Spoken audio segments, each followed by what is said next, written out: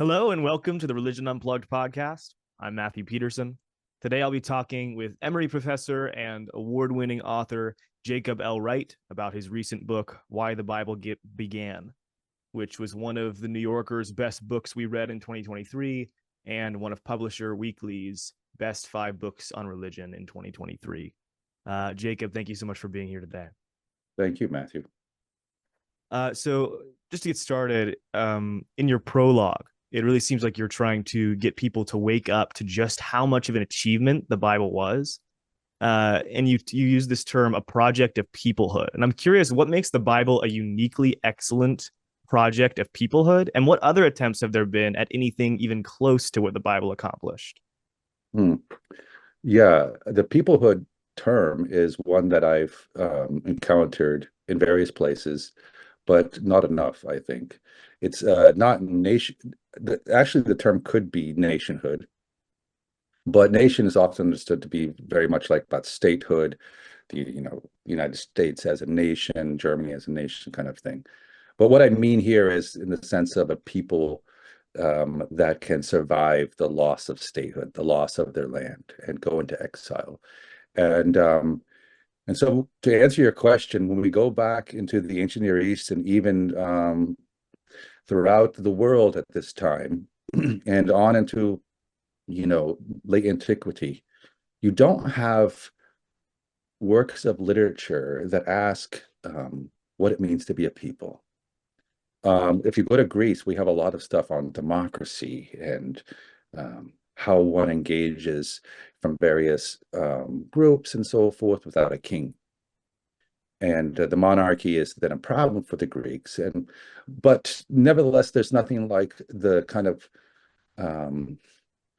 conversation around people. What does it mean to be a people? And that's a very difficult question. It's one that we still battle with in all of our context, whether we're in the US or anywhere else. What does it mean to be the people of Algeria? And I taught a course in Dortmund with a bunch of students from all over the world, 20 students from 15 different countries. And they all brought a lot to bear on the Bible. They knew very little about it. But let's say in Pakistan, what does it mean to be a Pakistani people?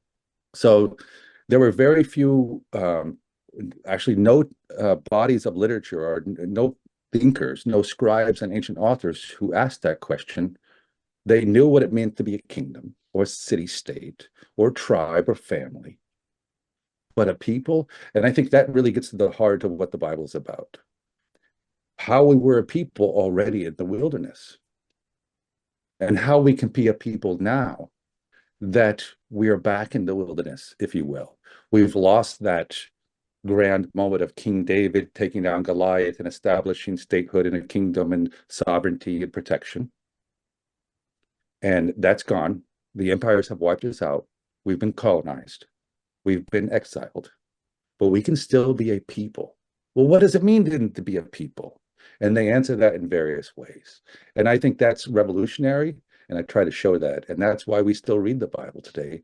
And why the texts that from these great centers of civilization, whether it's in Egypt or in Mesopotamia, why their texts were not transmitted throughout the ages. And we found those texts, I begin with that, through archaeological discovery and through deciphering their text. And if the Bible was, we didn't have to decipher the language of the Bible and we didn't have to discover it. And the question is then why? And I think it goes to the heart of that question of people. What does it mean to be a people, which made it so relevant and still so relevant today? And in your mind, can you answer that question? Do you have an answer to that question that feels satisfactory to you? What The does it mean question to of be a what is a people? people? Yeah. I think that I would put it this way. The Bible doesn't answer it. The Bible, the Hebrew Bible offers answers to it, but from various angles. What it really wants is that conversation. What does it mean to be the people of Israel? What does it mean to be the people of God? What does it mean to be the people of this region? And they answer in various ways in terms of, well, to be a people, we need to have a common corpus of laws that we abide by. But then you have, on the other hand, the book of Esther, where all those laws are not mentioned and the God of Israel is not mentioned. So those two things are held in tension. And it's not about creeds. Christianity is very much built on creeds, the Nicene Creed, and Islam as well. But Judaism, and going back to the ancient Jewish scriptures, the Old Testament, it's not about creeds, but questions. Coming at, and this curiosity, coming around this conversation, who are we? And how can we survive when we don't have what other peoples have in terms of a kingdom? So what does it mean then? And I would answer it this way.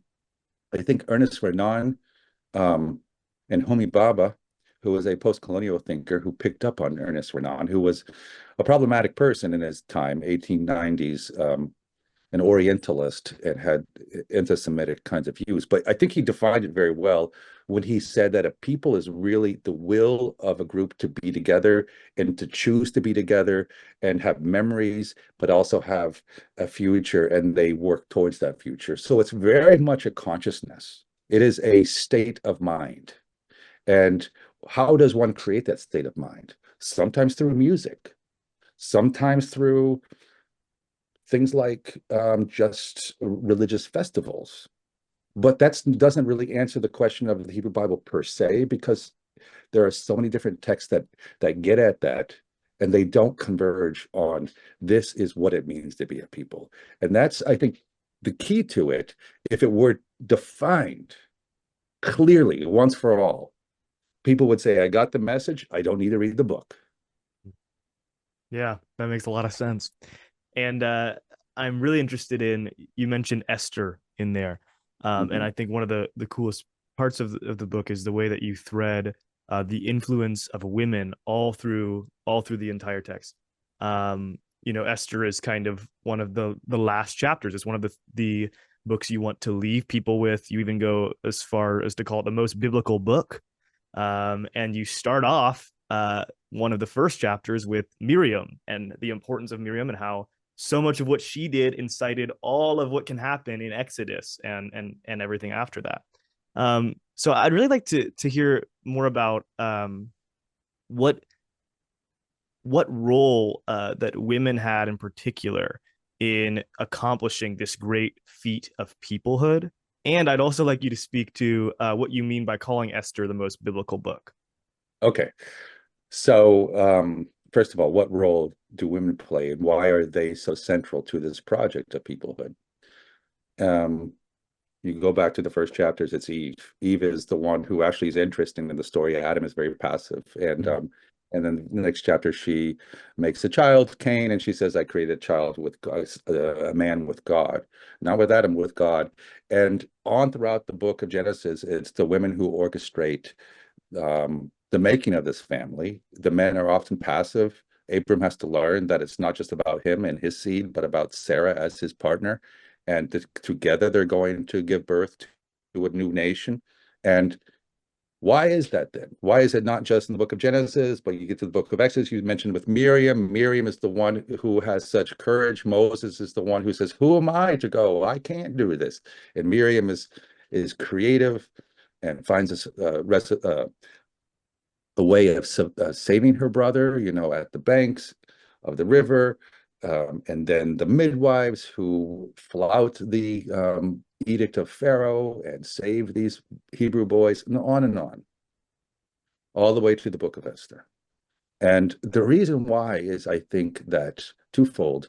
Women in a project of peoplehood, when you don't have statehood, when you don't have borders and institutions of government and a standing army, and all of that. You're dispersed, you are colonized, and so forth. You have to rethink the roles of women. They are no longer just there to produce children, especially boys who are going to go fight. And now it's all about education, and it's all about family life. It's all about that collective consciousness, that state of mind. And women are memory makers. Their songs are what really shape the national consciousness. Think in terms of David. When David takes down Goliath, Well, that's a fact. He brought down Goliath. But in the next chapter, we hear it's the women of Israel who come out and sing his song. Not his song, but they praise him in their songs. Mm, And they make him. And through their music and their laments in the book of Jeremiah, they're the ones who bring attention to defeat. There were many men who were saying, no, we really didn't lose, right? Like we have throughout the world where elections are denied and so forth. We didn't really lose this. And the women are wailing and lamenting and saying, no, we have lost. And on into the book of Esther, where it's no longer King David, right? It's a queen, mm, and a queen who is married to a non-Jewish king. This guy is, of course, the emperor of the whole Persian Empire, the king of the whole empire. And that's a new consciousness of we are no longer at the center of things. It's not all about the monarchy. We are married to a foreign monarchy, meaning that we have to survive through some kind of collaboration, some kind of diplomacy. And that's what makes Esther so powerful, is that it's um, learning the ways of Esther. Remember, Mordecai gets the whole nation into trouble. He has that kind of consciousness that is, you know, give me liberty or give me death. I'm willing to be a martyr. I am never going to bow down to Haman. Haman doesn't ask Mordecai to worship him. There's nothing in the Bible against Mordecai bowing down to Haman, the enemy. mm, He just is stubborn. He's macho. And he gets the whole nation in trouble, and genocide is now then enacted, and all Jews are going to be wiped out. And Esther steps in to save the day. And she does it through her diplomacy, through whining and dining, both Haman and the king, and working for a resolution. And I mention all that, why it's the most biblical book. It's it's about learning to come together in solidarity. mm, There's interesting parts about taking care of the poor and everybody working together and communicating across 100 and I think 118 provinces, or maybe 126, I forget them. But Jews are in every province of this great empire that spans the globe. And nevertheless, they come together through Esther's um, initiative and vision, and it's Esther's indirect approach, rather than the let's meet on Main Street, Main Street at what do you call it, midday, and let's duke it out kind of thing. No, it's about learning the ways of women, and that is learning to survive in a world where men run the show. And the biblical authors are trying to get their male readers, they're writing really for men, and they're trying to say, we are now like women in the world. We don't run the show. We have to learn their ways of subterfuge, of survival, when things are not in our control. How does Miriam bring about salvation for her people without saying, I'm going to go and march up and take out um, take down the Pharaoh like David takes down Goliath? mm. Yeah. And was that you know, frankly, like the privilege of being historically recorded, was that given to women in other cultures and parallel cultures at the time, or was this kind of distinct to the Hebrew people? I don't think it has anything to do with the Hebrew people. I think it has to do Mm, with these scribes. mm, I think that the culture of this was nothing different than their neighbors. mm, It's the vision of a countercultural group who are thinking about what are we going to do going forward? And they have their text. And you've got to remember, these texts were not read by many people. There was probably only 1% of the population that was literate. And texts we take for granted that people read text. We have books in our own home. That was unheard of. But they had the vision that, first of all, our text could become the center. They could become the part of the people of the book. We will not be a people of necessarily any power anymore in the normal sense, but we can be a people who come around a text. So what they spent their lives on, making texts, they had this vision that texts are powerful ways of bringing people together as a community of readers. And then they embed in these texts ways of survival that went against the status quo, not the status quo of the empires, the status quo of King David, of their own macho guys in their midst. And they are trying to teach them a different way. Remember, these are scribes then who have looked, who probably worked in the palace and seen often how these macho kings got themselves into trouble, but they sat back and they thought about things differently. And some of them create texts that are very much about King David and Goliath. But that's not where the Bible, that's not where the project begins in terms of, or at least the narrative. The narrative doesn't pushes David way back, and they begin with this new way of thinking, and they create these stories that are counterfactual and, or in a certain sense, very fictional. They're a myth about the past. And on into Esther. Esther is not a historical book, but they are imagining through literature, through creativity, a different way of doing things. And it's their texts that then start to take on some kind of traction within their communities. But I have to say, it took a long, long, long time, and it still has not. You still have within Jewish cultures, rabbinic cultures, a kind of patriarchal understanding that it runs counter to the vision of these biblical authors. But it did start to have an effect that even the rabbis are now learning the role of education and reading and so forth. Yeah. Yeah, that's super interesting. Um, and as we talk about the scribes and the writing decisions that they made, um, you mentioned in Lamentations, God only speaks one time, and then famously in Esther, God never speaks. Mhm. And I think of the Hebrew people as a people who considered as part of their identity, an essential part of their identity was God's favor on them. So what is the function of leaving God's voice out of the story of this people where he was so essential? Mhm. Um, that's very what you said. God's favor is very important for this narrative and this new consciousness of peoplehood, that we have a special relationship with the God, this God. And then in Genesis 1, this God becomes the creator of the whole earth. Mm. But that's a very late chapter. Most of the text have his name is Yud-Hey Vav-Hey in Hebrew, but Yahweh, and there are other gods. But our God is Yahweh, and he's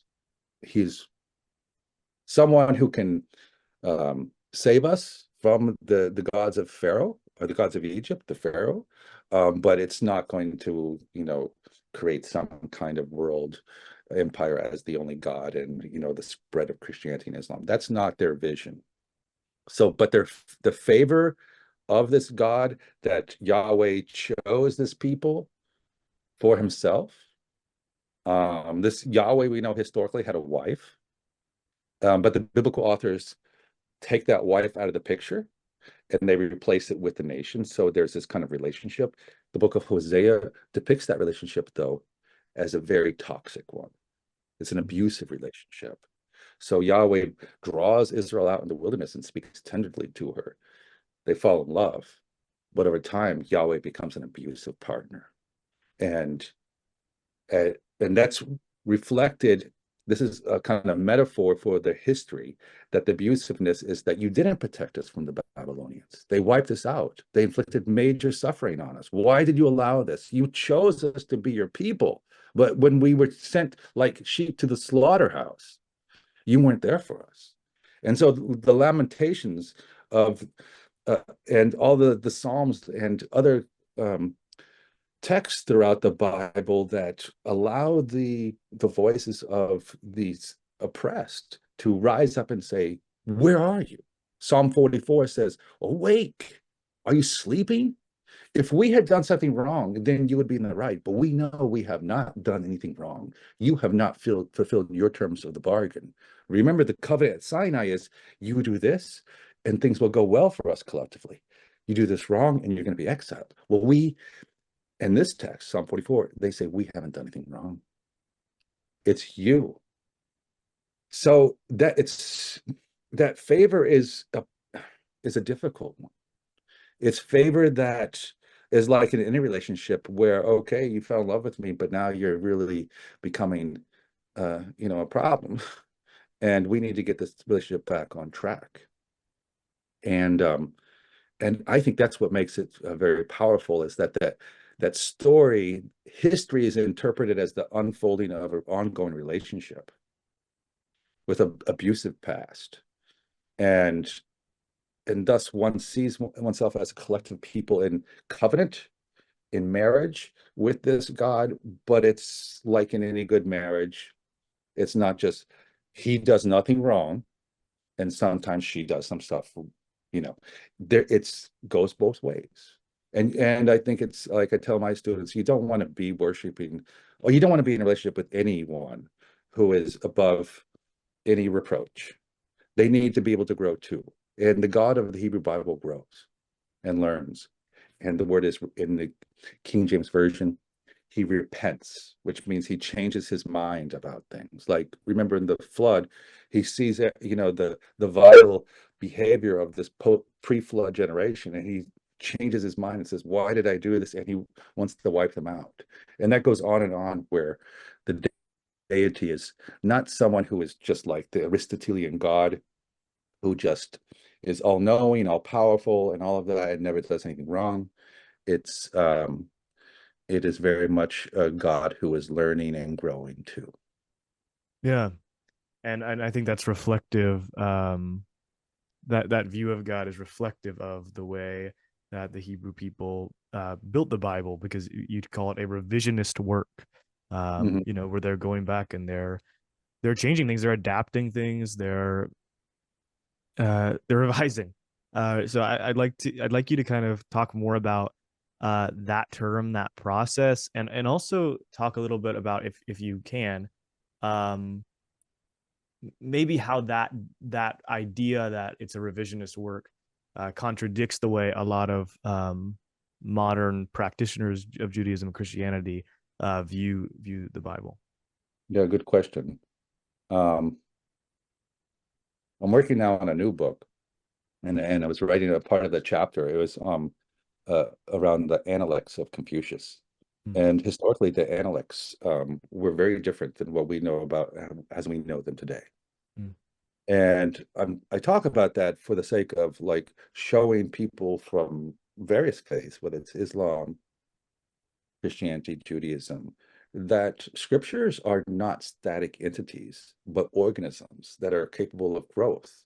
And we mm, don't need to see that as somehow inherently problematic about them, that if something changes, that means that they were in some way inferior at the beginning, and that to be superior is to be beyond all change.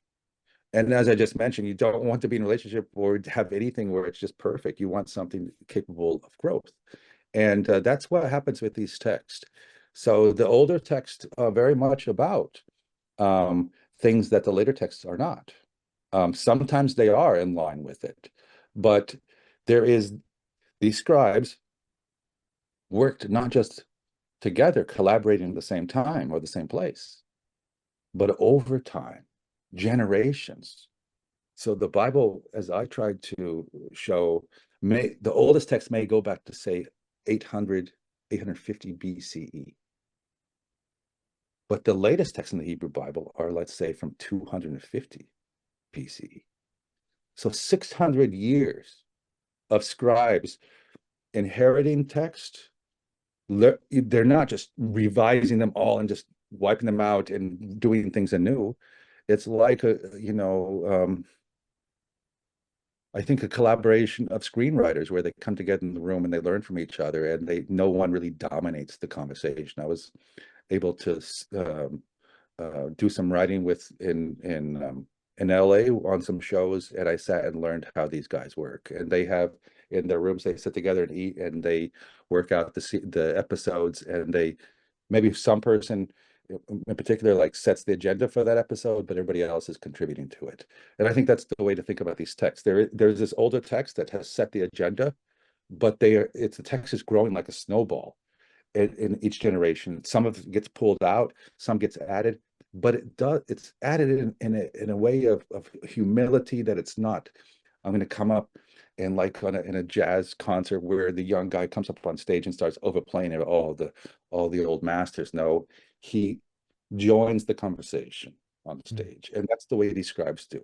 They come in and they add very little bits and pieces to the text to pull out new aspects.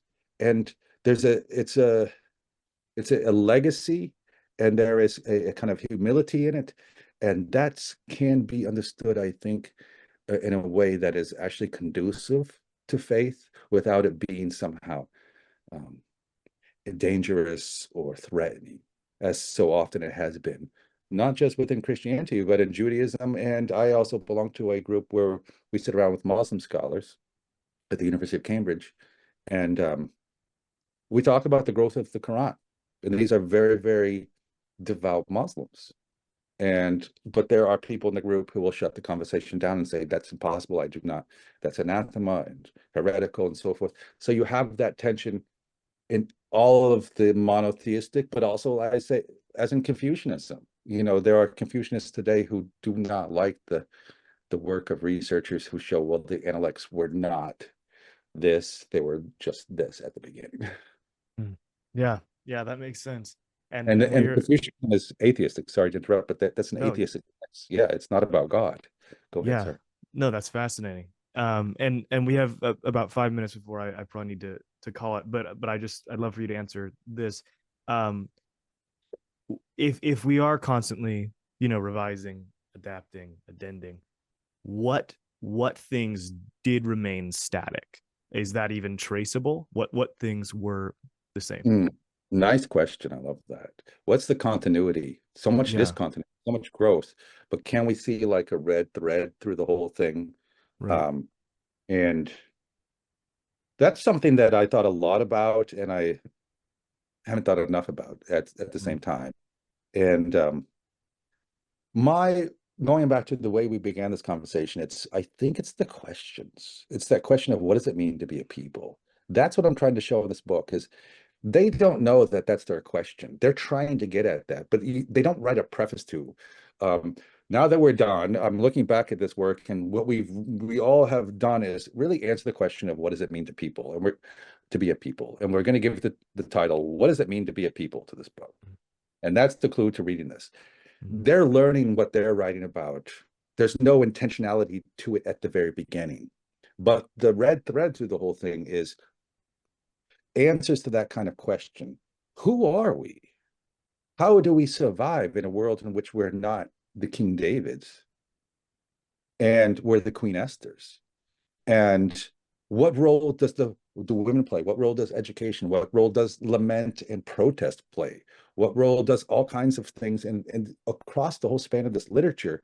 That's, I think, the continuity is that question, and that allows all the answers to be kind of connected to it like pearls on a thread. Um, but but even that, I don't know if it's a sufficient answer. Maybe there's something more. I would say, some people would say, well, it's God, this God of the Bible, but that doesn't work. As I showed, the most biblical book, the final chapter, as you mentioned, doesn't Esther has nothing to do with God, and that book Esther is in Judaism the second most commented book upon, second most commented book or whatever commentaries on it, next to the Torah, the first five books of Moses. And why?